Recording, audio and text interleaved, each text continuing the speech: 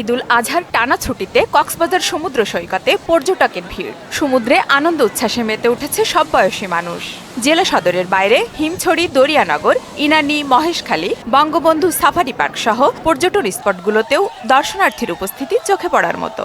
যে হোটেল 1200 থেকে 1500 টাকা একদিন এক রাত, আর সেই হোটেল এখন 6000, 7000, 5000 এর নিচে পাওয়া যায় না। স্বাভাবিক তো 1000, 13000 টাকা ভালো মানের পাওয়া যেত, এইগুলো এখন নিতে গেলে 6000, 7000, 8000 টাকা। মানুষের চাহিদা বেশি, তো এর জন্য হোটেলের ডিমান্ড বাড়া হয়েছে। পর্যটন হয়রানি রোধে কাজ করছে জেলা প্রশাসনের মোবাইল টিম।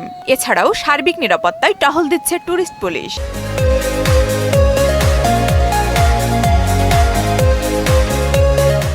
পর্যটক হয়রানি রোধে আমরা মোবাইল কোর্টের যে টিম, ঈদ পরবর্তী প্রত্যেকটা দিন আমাদের মোবাইল কোর্ট সমন্বিত যে টিম সেটি মাঠে রয়েছে, এবং আমরা সামনে আমাদের যে সকল অপরাধ পাচ্ছি সেই সকল বিষয়ে অপরাধ আমরা আমলে নিয়ে শাস্তি দিচ্ছি। 3 স্তর বিশিষ্ট আমরা নিরাপত্তা ব্যবস্থা রেখেছি।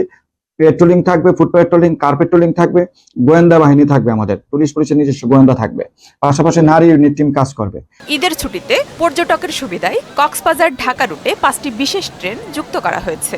এছাড়া প্রতিদিন ঢাকা কক্সবাজার আসা যাওয়া করছে 20টি ফ্লাইট। আফরিন পপি, মোহনা সংবাদ।